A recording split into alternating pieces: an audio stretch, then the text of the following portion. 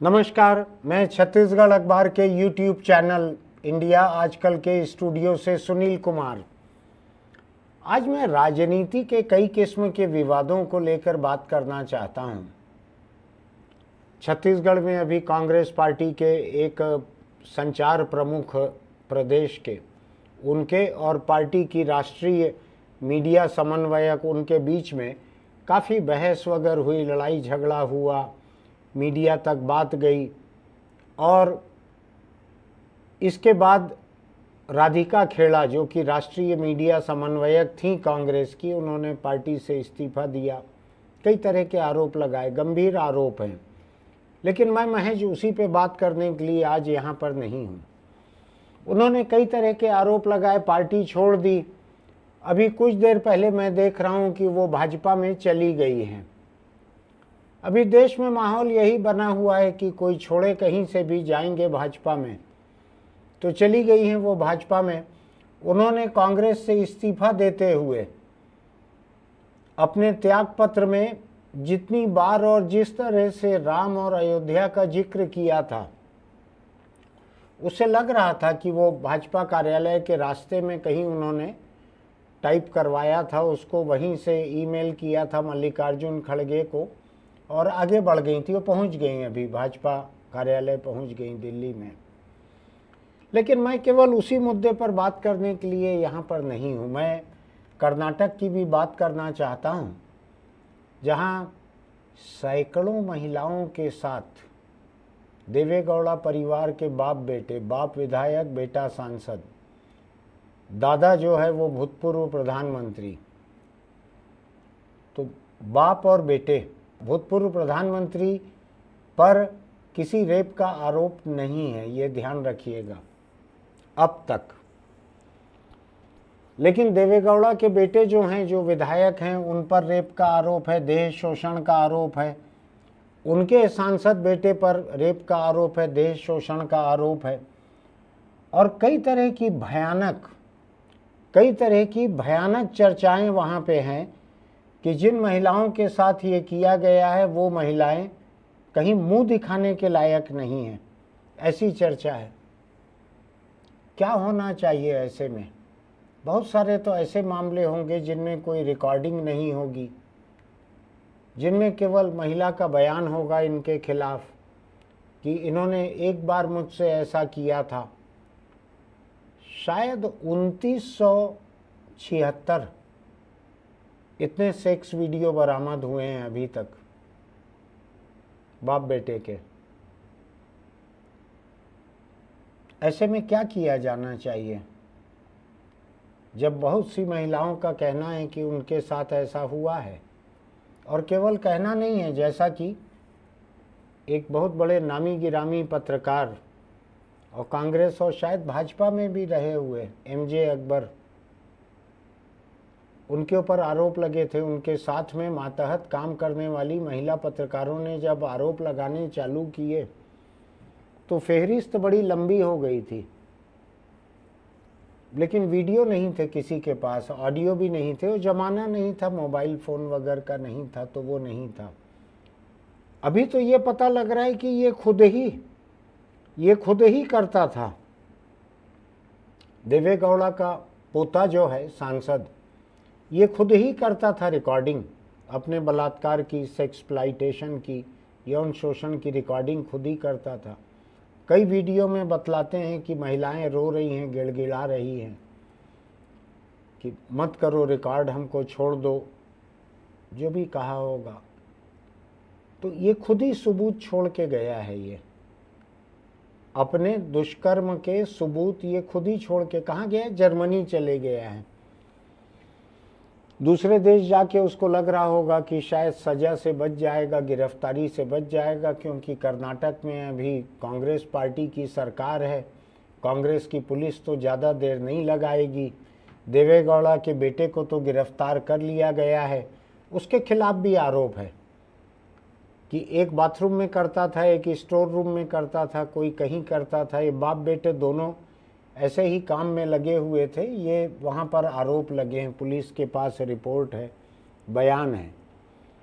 अब मैं सोच रहा हूं कि छत्तीसगढ़ में कांग्रेस की राष्ट्रीय मीडिया समन्वयक जो थी अब भाजपा में है, राधिका खेड़ा, इन्होंने आरोप लगाया है कि उनके साथ बदसलूकी की गई, बदतमीजी की गई उनके साथ।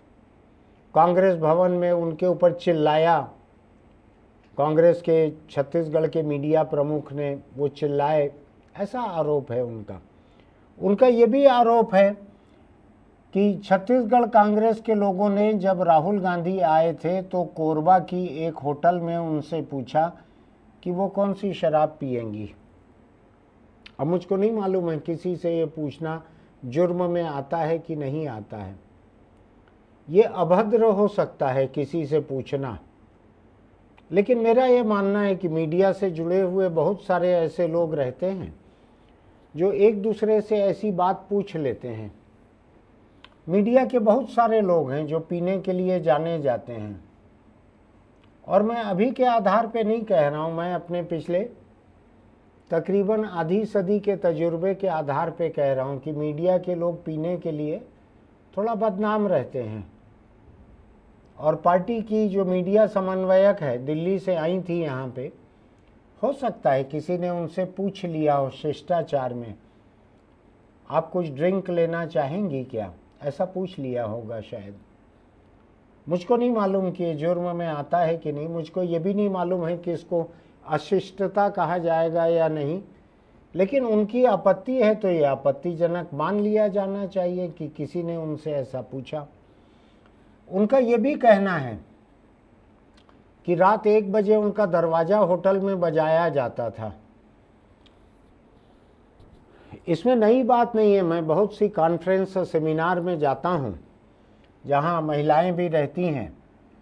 मैं अंतर्राष्ट्रीय फिल्म महोत्सव में जाता था बहुत साल तक, वहाँ भी बहुत सी महिलाएं रहती थी होटल में। उनके भी कमरे कहीं कहीं लोग ऐसा बजाते हैं रात में, लोगों को लगता है शायद मान जाए, शायद उसको भी ज़रूरत हो, ऐसा कुछ लगता होगा मर्दों के दिल में।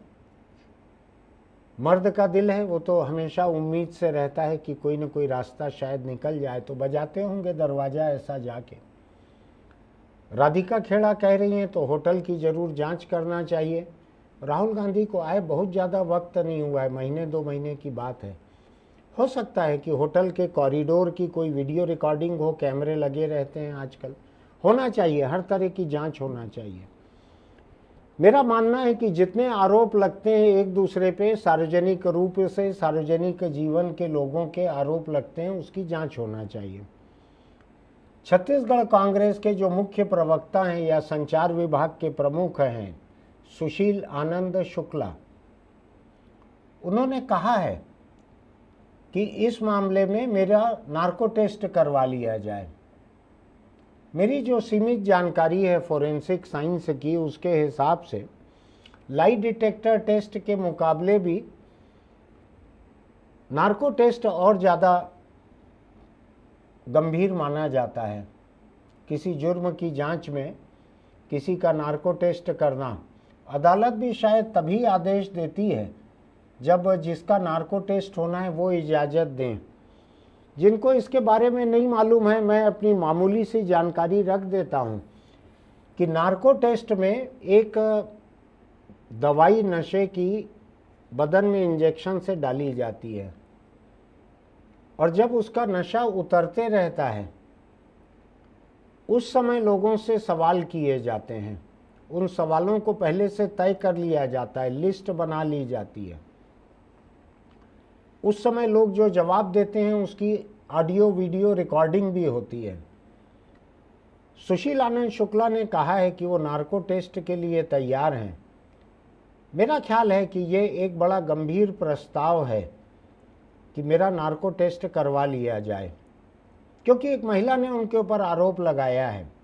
इससे ज़्यादा कोई आरोप भी नहीं लगाया है उन्होंने कि उनसे कांग्रेस के लोगों ने दारू पीने के बारे में पूछा, क्या वो पीना पसंद करेंगी।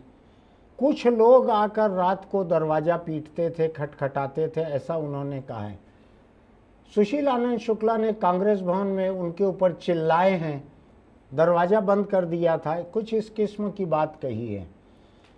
लेकिन कांग्रेस छोड़ के भाजपा में जाने के बाद भी उन्होंने किसी तरह के यौन शोषण की, किसी तरह के और अश्लील हरकत की कोई शिकायत की हो, ऐसा कम से कम जितने वीडियो मैंने देखे हैं उसमें मुझको देखने नहीं मिला है। लेकिन फिर भी उनके जो आरोप हैं, एक महिला के आरोप हैं, उसकी जांच हो जानी चाहिए। और मेरा तो ये मानना है कि राधिका खेड़ा जितने लंबे समय तक कांग्रेस में बड़े महत्वपूर्ण ओहदे पर रही हैं, उन्होंने कांग्रेस में रहते हुए भाजपा पर, मोदी पर, केंद्र सरकार पर जितने तरह के आरोप लगाए हैं, उन सब को देखते हुए, उनकी सार्वजनिक जीवन में भूमिका को देखते हुए ऐसा लगता है कि अब जो आरोप वो लगा रही हैं, इन आरोपों को लेके उनको भी सामने आना चाहिए और नार्को टेस्ट के लिए अपने आप को पेश करना चाहिए।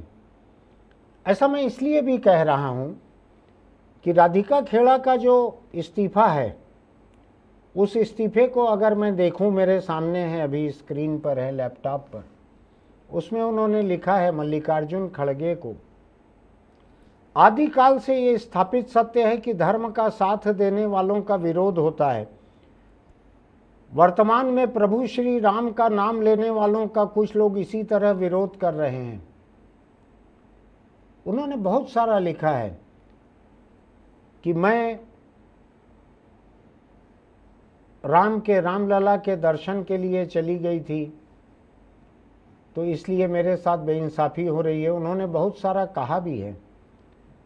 उन्होंने लिखा है कि मुझे आज कांग्रेस पार्टी में तीखे विरोध का सामना करना पड़ रहा है क्योंकि मैं अयोध्या में रामलला के दर्शन करने से खुद को नहीं रोक पाई थी। बड़ी बात है। मेरा मानना है कि अगर किसी महिला प्रवक्ता को रामलला के दर्शन करने जाने पर अगर पार्टी उसका तीखा विरोध कर रही है, पार्टी के भीतर उसको विरोध झेलना पड़ रहा है, तो कौन ऐसे लोग हैं जो विरोध कर रहे हैं? क्योंकि कांग्रेस पार्टी ने तो ये कहा था कि वो इस बारे में कोई राजनीतिक फैसला नहीं लेती है। पार्टी के जिन लोगों को जब जाना होगा अपने मर्जी से जाएं वहां पे। कांग्रेस पार्टी ने किसी को मना नहीं किया था वहां जाने पे, ऐसा उसका सार्वजनिक रिकॉर्ड था। लेकिन अगर बंद कमरे के भीतर राधिका खेड़ा को ऐसा विरोध झेलना पड़ा है, तो मेरा ऐसा ख्याल है कि राधिका खेड़ा, जो कि अभी 10 दिन 15 दिन पहले तक जब उनसे पूछा गया अयोध्या के बारे में, रामलला के बारे में, तो उन्होंने बार बार बयान दिए थे, कैमरों के सामने माइक पर बयान दिए थे कि कांग्रेस पार्टी ने अपने किन्हीं लोगों को नहीं रोका है, किसी को मना नहीं किया है। उन्होंने अपनी खुद की मिसाल दी थी कि मैं वहाँ जाकर आई हूँ अयोध्या, मुझको कांग्रेस में कोई विरोध झेलने नहीं मिला। मुझको लगता है कि कांग्रेस में रहते हुए अभी हाल फिलहाल तक वो कह रही थी कि उनको कोई विरोध झेलने नहीं मिला, उनका कोई नुकसान नहीं हुआ, वो अयोध्या हो के आई। अब वो कह रही हैं कि उनको तीव्र विरोध झेलना पड़ा, उनका नुकसान हुआ, पार्टी इसके खिलाफ थी, पार्टी हिंदू विरोधी थी। मेरा ऐसा ख्याल है कि ये दो तरह के जो बयान हैं, इसमें चूंकि वो एक प्रमुख महिला हैं और पार्टी की प्रवक्ता रही हैं, देश की जनता उनको दिलचस्पी से सुनते रही है, इसलिए उनकी देश की जनता के प्रति जवाबदेही बनती है राधिका खेड़ा की कि इस मामले में भी, मैं केवल छत्तीसगढ़ कांग्रेस के भीतर की बात के लिए नहीं कह रहा हूँ, इस मामले में भी अयोध्या, हिंदू, कांग्रेस के हिंदू विरोधी होने, राधिका खेड़ा को अयोध्या जाने की वजह से तीखा विरोध झेलने, ऐसे मुद्दों पर भी मेरा ऐसा ख्याल है अगर राधिका खेड़ा भी अगर नार्को टेस्ट के लिए तैयार हो जाती हैं तो एक अच्छी बात है। ऐसे सार्वजनिक जीवन के विवाद जो हैं उसमें सभी पक्षों को इसके लिए तैयार रहना चाहिए। थोड़ा सा दवाई जाती है बदन में, कोई बहुत नुकसान नहीं होता है। लेकिन आपने अगर सार्वजनिक जीवन में दो किस्म की बातें कही हैं या ऐसी बातें कही हैं जिनका आपके पास कोई सबूत नहीं है और जिसमें दूसरे व्यक्ति के ऊपर बहुत गंभीर आरोप लग रहे हैं, तो मेरा ख्याल है सबको ऐसे नार्को टेस्ट के लिए तैयार रहना चाहिए। मैं आज अगर किसी के ऊपर ये आरोप लगाऊं कि मुझको फलाने नेता ने 2 करोड़ रुपए देने का प्रस्ताव रखा था लेकिन मैंने नहीं लिया। मैं अगर ऐसे किसी के ऊपर आरोप लगाता हूँ तो मुझको ऐसी जांच के लिए तैयार रहना चाहिए, क्योंकि आरोप भी तो किसी पे लग रहा है ना, उनकी भी तो कोई इज्जत है।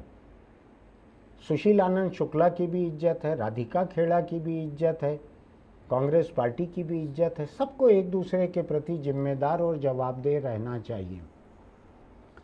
मैं इसको कर्नाटक से भी जोड़कर देख रहा हूं, जहां मामला दूसरी तरह का है, लेकिन वहां भी मुझको ऐसा लगता है कि भूतपूर्व प्रधानमंत्री एच.डी. देवेगौड़ा, उनका बेटा एच.डी. रेवन्ना या कुछ नाम है, उनका बेटा प्रज्वल या कुछ नाम है, और शायद भूतपूर्व मुख्यमंत्री उनका बेटा एच.डी. कुमारस्वामी, इन चारों लोगों का बाप, दोनों बेटे, एक पोता, इन चारों का भी नार्को टेस्ट होना चाहिए।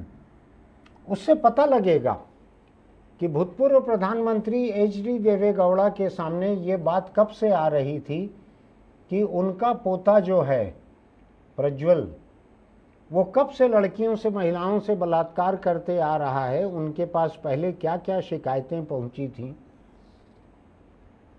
इसकी जांच होनी चाहिए।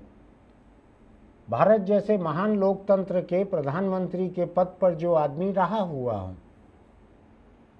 और मैं खिल्ली उड़ाने के अंदाज में कहना नहीं चाहता, लेकिन लोगों को अगर उनका चेहरा याद ना पड़ रहा हो तो मैं बताना चाहता हूं, उस दौर में और बाद में भी उनकी मंच के ऊपर सोते हुए बहुत सारी तस्वीरें आती थी, उनको नींद आ जाती थी। हो सकता है कोई उनके सेहत में दिक्कत हो, बुजुर्ग भी हैं, सो जाते होंगे वो, लेकिन क्या अपने बेटे और अपने पोते के बलात्कारों की, देह शोषण की, संगठित सिलसिले की शिकायतें मिलने के बाद भी क्या वो ऐसे ही सोते रहते थे उस दौरान, की जागते रहते थे? पार्टी के मुखिया भी हैं वहाँ पर, जेडीएस के मुखिया हैं वो। क्या एक मुखिया को अपने कुनबे से परे अपनी पार्टी के बारे में भी सोचना चाहिए? बाप प्रधानमंत्री, बेटा मुख्यमंत्री, उसके नीचे का दूसरा बेटा जो है वो विधायक, पोता सांसद। क्या ऐसे कुनबे की देश के प्रति कोई जवाबदेही होती है? क्या ऐसे कुनबे को अपने आप को नार्को टेस्ट के लिए पेश नहीं करना चाहिए? क्या देश का भूतपूर्व प्रधानमंत्री अपने कुनबे पर ऐसी तोहमत लगी हुई है, कुनबा फरार होकर चले गया है जर्मनी, क्या उनकी पार्टी के प्रति, मतदाताओं के प्रति, प्रदेश और देश के प्रति कोई जवाबदेही बनती है? ये पहला मौका नहीं है कि मैं नार्को टेस्ट की वकालत कर रहा हूं। मैंने तो कई बार अपने एडिटोरियल में इस बात को लिखा है, शायद विडिटोरियल में इस बात को कहा भी है, कि जब किसी को हिंदुस्तान के बड़े ओहदे पर संविधान की शपथ लेने कहा जाता है तो उसमें रहता है मैं पद और गोपनीयता की शपथ लेता हूं या लेती हूं, ऐसे ही शपथ दिलाई जाती है। उसके साथ साथ ये शपथ लेना चाहिए कि मेरा कार्यकाल पूरा होने पर अगर जरूरत रहेगी तो मैं उसके लिए नार्को टेस्ट की सहमति अभी से दे रहा हूं या दे रही हूं। अभी से हो जाना चाहिए। संविधान और सरकारी और न्यायपालिका के पदों पे, बड़े पदों पे आने वाले कम से कम लोगों को ऐसी सहमति देना संविधान की शपथ के साथ ही जरूरी कर लेना चाहिए। जब आप इस देश को, प्रदेश को हाँकने के लिए तैयार रहते हो, जब आप सत्ता सुख भोगते हो, जब आप बहुत से लोगों का भला और बुरा करने की ताकत रखते हो, तो आपको इतना त्याग भी करना चाहिए। एक इंजेक्शन मैं झेल लूँगा या झेल लूँगी, और जो मुझसे पूछा जाएगा उसके जवाब रिकॉर्ड कर लिए जाएं नार्को टेस्ट के। मेरा ऐसा मानना है कि सार्वजनिक जीवन के लोग जो सार्वजनिक आरोप लगाते हैं या जिनके ऊपर आरोप लगते हैं, जिनके खिलाफ पहली नज़र में सबूत दिखते हैं, अगर सबूत नहीं है, जैसा कि सुशील आनंद शुक्ला और राधिका खेड़ा के मामले में, जैसा कि राधिका खेड़ा और कांग्रेस पार्टी के मामले में, राधिका खेड़ा ने अभी तक कोई सबूत नहीं रखे हैं कि कांग्रेस पार्टी ने उनको प्रताड़ित किया अयोध्या जाने की वजह से। तो मेरा ख्याल है अभी केवल उनका ये बयान है, जबकि कई पत्रकारों ने ये पोस्ट किया है कि अयोध्या जाके आने वाले कितने ही लोग जो हैं वो अभी चुनाव लड़ रहे हैं कांग्रेस पार्टी की टिकट पर। अगर अयोध्या जाने वाले अपने नेताओं को कांग्रेस को प्रताड़ित करना रहता तो वो दीपेंद्र हुड्डा, चरणजीत सिंह चन्नी, विक्रमादित्य सिंह, अखिलेश प्रताप सिंह, अजय राय, ये सब सार्वजनिक रूप से घोषित रूप से वहां होके आए हैं। इनको टिकट क्यों देती कांग्रेस पार्टी? लेकिन फिर भी मेरा मानना है कि राधिका खेड़ा अगर ऐसा आरोप लगा रही हैं, मैं उनके आरोप को झूठा नहीं कह रहा हूं, अगर वो आरोप लगा रही हैं तो उसकी जांच होना चाहिए। बहुत ही गंभीर आरोप है ये। अगर कोई पार्टी किसी के अयोध्या जाके आने से या अपने धर्म स्थान जाके आने से अगर उसको प्रताड़ित कर रही है तो इसकी जांच होनी चाहिए। और जांच कैसे हो सकती है? या तो राधिका खेड़ा के पास कुछ एक रिकॉर्डिंग होगी कि पार्टी के नेता उनको क्या क्या बोल रहे हैं, तो वो एक सबूत हो सकता है। अगर सबूत नहीं है तो नार्को टेस्ट हो सकता है, होना चाहिए ऐसा नार्को टेस्ट। क्या दिक्कत है? मुझको तो लगता है कि किसी भी नेता को, सार्वजनिक जीवन के किसी भी व्यक्ति को, सरकार, न्यायपालिका या किसी दूसरे संवैधानिक पद पे बैठे हुए लोगों को हमेशा तैयार रहना चाहिए कि अगर मुझ पे कोई आरोप लग रहे हैं, मेरा नार्को टेस्ट करवा लो। तो छत्तीसगढ़ के विवाद से लेकर कर्नाटक के विवाद तक, जहाँ पे सबूत नहीं है, कर्नाटक में हालांकि ये है कि भूतपूर्व प्रधानमंत्री एच.डी. देवेगौड़ा के ग्रैंडसन, पोते की मेहरबानी से ढेर सबूत हैं, ढेर सबूत हैं, इतने सबूत हैं कि महिलाएं अपने गांव नहीं जा पा रही हैं, महिलाएं अपने परिवार में नहीं जा पा रही हैं। एक खतरा ये है कि सेक्स के वीडियो, नग्न वीडियो अगर ये फैल जाएंगे तो जाने कितनी महिलाएं जो हैं उनको खुदकुशी करनी पड़ेगी। फिर भी मेरा मानना है जिसके ऊपर तोहमत लगी है, चाहे वीडियो सबूत हो, इन तीनों को, दादा, बाप और बेटे, इन तीनों को मौका मिलना चाहिए। नार्को टेस्ट से गुजरो, अपने आप को पाक साफ साबित करो। आज पूरा हवा में राम का जिक्र है। राम को मर्यादा पुरुषोत्तम कहा जाता था, एकदम आदर्श थे वो। मैं व्यंग्य में नहीं कह रहा हूं, मेरे पिता पूरी जिंदगी राम के पूजक रहे, ऐसे पूजक रहे कि एक डोंगरे जी महाराज की एक भागवत है, गुजराती में है शायद, उसको मंगाने का दो ही तरीका था। कुछ 100 रुपए आप भेजो मनी ऑर्डर से तो वो आ जाती थी। दूसरा था कि 10 लाख बार जय राम जय राम जय जय राम, जय राम जय राम जय जय राम, इसको 10 लाख बार लिखना था इस लाइन को। और उन कॉपियों को जब आप लिख के भेजो तो आपको मुफ्त में आती थी।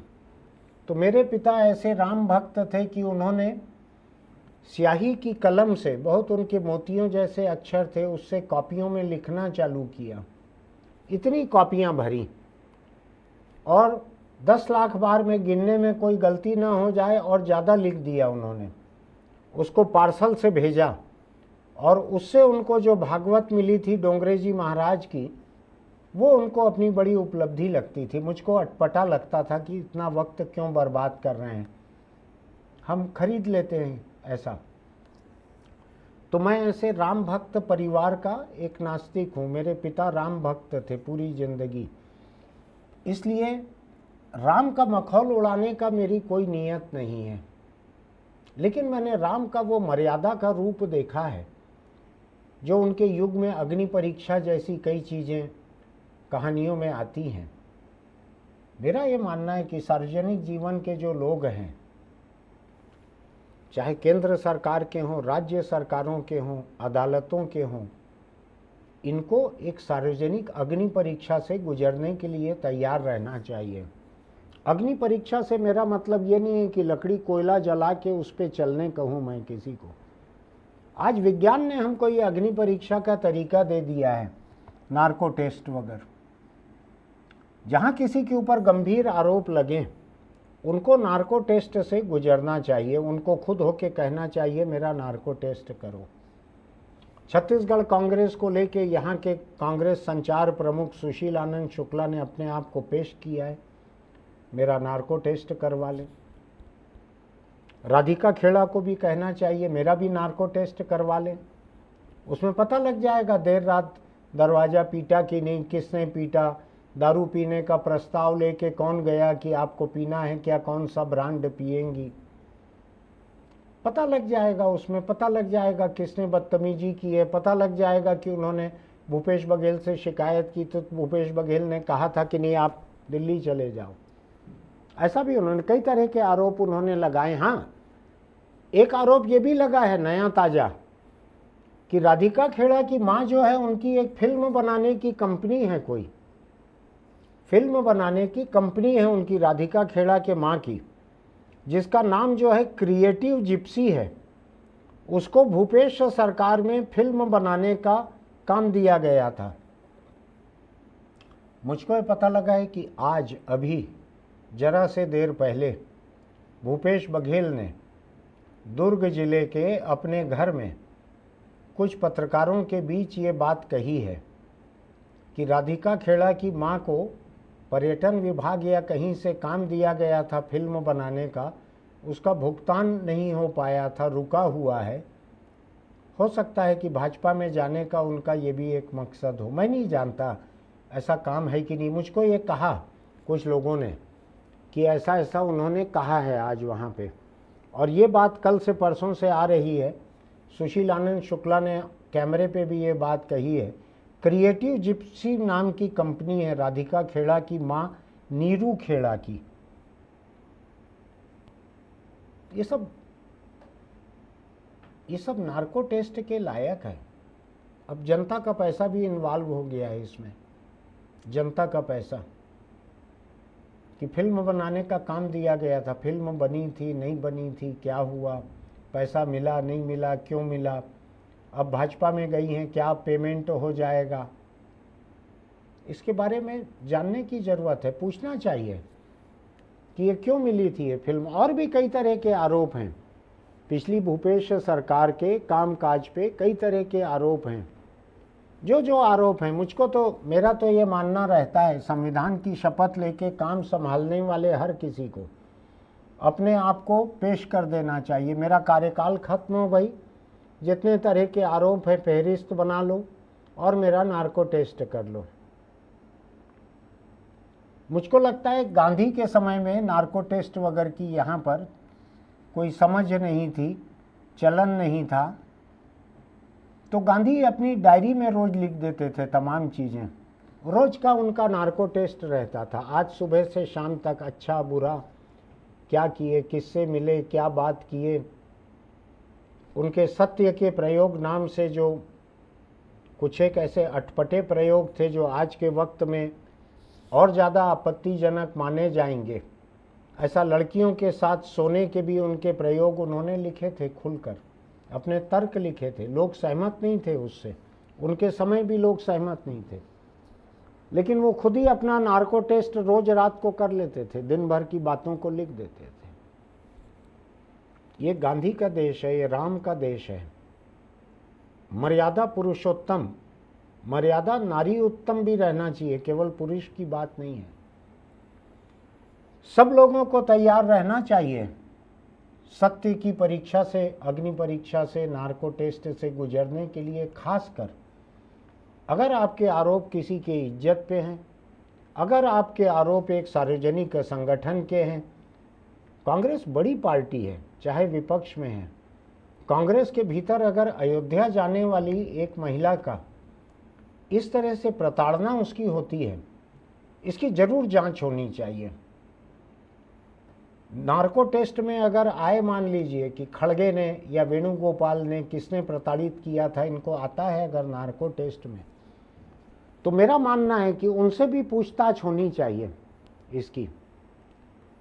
बस आज मैं इतना ही कहने के लिए यहाँ पर आया हूँ कि सार्वजनिक के जीवन में जिनके ऊपर बड़ी बड़ी तोहमतें लगती हैं, जिनकी कुछ वीडियो सामने आते हैं, ऑडियो सामने आते हैं, जिनके आरोप सामने आते हैं, इन सब को तैयार रहना चाहिए। अगर आपकी तोहमतें बड़ी बड़ी हैं, मैं ये नहीं कहता कि मैं उसके ऑफिस गया, उसने चाय नहीं पूछी, इसका नार्को टेस्ट हो जाए, उसकी ज़रूरत नहीं है। लेकिन राधिका खेड़ा एक सम्मानजनक महिला हैं। उनको अगर होटल में जाके कोई पूछ रहे हैं कि आप कौन से ब्रांड के दारू पिएंगी, उनको ये बात आपत्तिजनक लग रही है। हालांकि मेरी बहुत सी महिला दोस्त ऐसी हैं दिल्ली बम्बई में रहने वाली, जो शराब पीती हैं बराबरी से। मैं जाता हूँ तो प्रेस क्लब में हम लोग बैठते हैं, वहाँ शराब पीती हैं वो, उनको कोई दिक्कत नहीं है। हो सकता है यहाँ के लोगों ने उस धोखे में पूछ लिया हो, लेकिन ये महिला का अपना अधिकार है कि उससे कोई पूछे या ना पूछे। मैं इस बात पे विवाद खड़ा नहीं कर रहा कि राधिका खेड़ा ने क्यों बुरा मान लिया। मेरी कोई उसमें पसंद नापसंद नहीं है, उनका हक है। राधिका खेड़ा एक सम्मानजनक महिला हैं। उनकी अगर ये शिकायत है, उनके आरोप हैं कि उनके साथ ऐसा ऐसा हुआ है, मेरा मानना है कि सुशील आनंद शुक्ला, राधिका खेड़ा दोनों का नार्को टेस्ट होना चाहिए।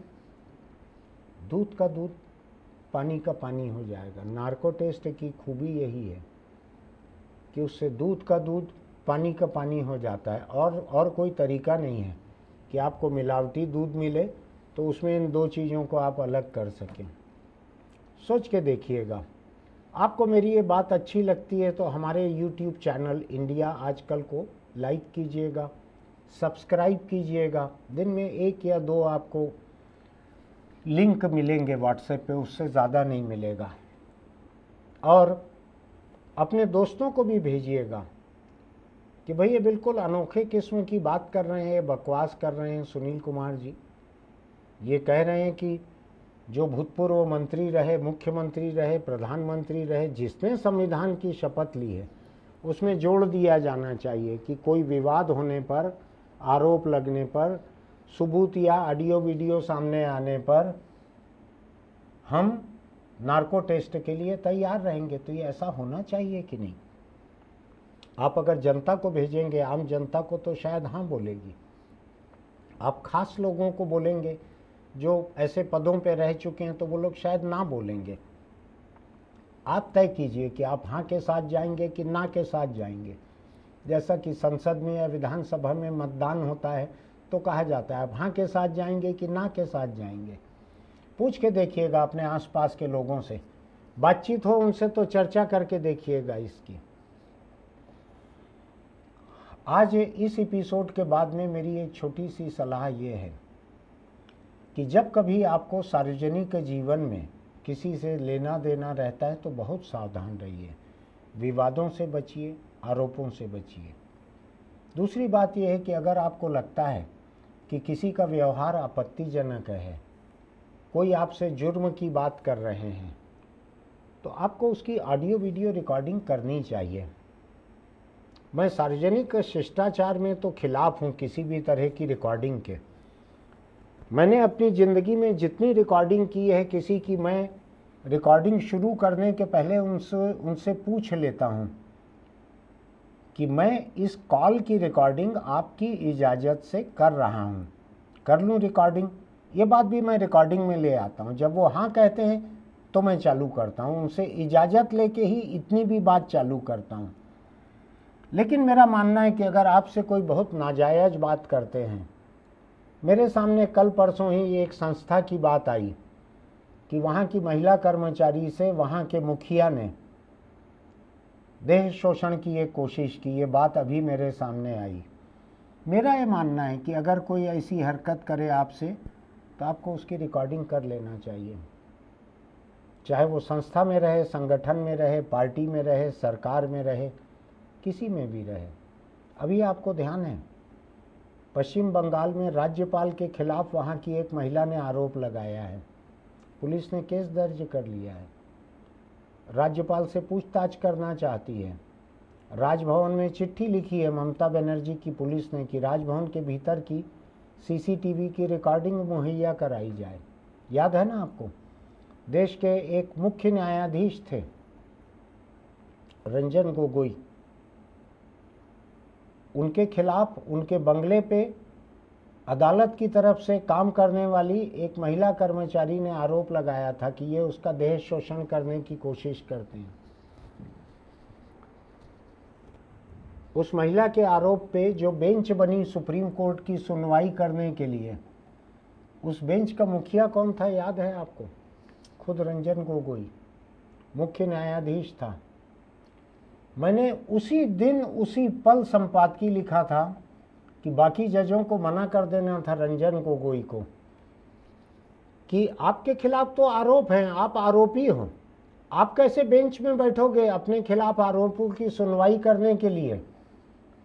किसी ने विरोध नहीं किया, दूसरे जज बैठ गए उनके साथ। उनकी एकजुटता ज़्यादा बड़ी थी। महिला के सम्मान के मुकाबले जजों की एकजुटता ज़्यादा बड़ी थी। अगर मैं सच कहूं तो उनकी गिरोहबंदी ज़्यादा मजबूत थी। मुख्य न्यायाधीश के साथ बाकी न्यायाधीशों की गिरोहबंदी ज़्यादा मजबूत थी। सब बैठ गए थे बेंच में सुनवाई करने के लिए। मैंने लगातार उसके खिलाफ लिखा था, लगातार। रंजन गोगोई बाद में वहाँ से निकल के बीजेपी की तरफ से राज्यसभा में चले गए थे, वो एक अलग किस्सा है। लेकिन मुझको बाद में पता लगा रंजन गोगोई ने अपनी कोई आत्मकथा जीवनी कुछ लिखी है किताब। उस किताब में, ये साल 2 साल 3 साल के बाद की बात है, उसमें उन्होंने इस बात को लिखा कि अपने खिलाफ आरोप की सुनवाई करने में बेंच में खुद बैठना उनकी गलती थी। जिस बात को मैं बरसों पहले लिख चुका था, उनकी किताब में ये बात उन्होंने लिखी है। तो मेरा मानना है जिसके ऊपर ऐसे आरोप लगते हैं उनको साफ साफ सामने आना चाहिए। खासकर ये कर्नाटक की जो 3 पीढ़ी है, इन तीनों पीढ़ी का नार्को टेस्ट होना ही चाहिए। लोगों को भी मांग करना चाहिए, तीनों का नार्को टेस्ट करो। भूतपूर्व प्रधानमंत्री से पता तो लगे कि उसके कुनबे के, उसके बेटे और पोते के बलात्कारों की कितनी शिकायतें उसके पास पहुंची थी। वहाँ नार्को में कुछ नहीं करना पड़ता, लेटना पड़ता है, आपको नींद भी आ जाए, आपको कोई फर्क नहीं पड़ता, वैसे ही वो बैठे बैठे सोते हैं। हो सकता है जिस वक्त शिकायतें उनको मिली हों उनके कुनबे के बलात्कार की, सो रहे हों। मैं उनके बुढ़ापे का और उनकी बीमारी का मजाक नहीं उड़ा रहा हूँ। पार्टी के ऐसे गंभीर मामलों को देखते हुए जो वो सोते रहे पूरे इतने बरस, मैं उसकी बात कर रहा हूँ। सार्वजनिक जीवन के तमाम लोगों से मेरा ये अनुरोध है कि इस तरह के विवाद से बचें, अपने ज़िंदगी को साफ सुथरा रखें, और अगर आपको किसी पर ऐसे गंभीर आरोप लगाने हैं तो उसकी रिकॉर्डिंग करके रखें। फिर मिलेंगे।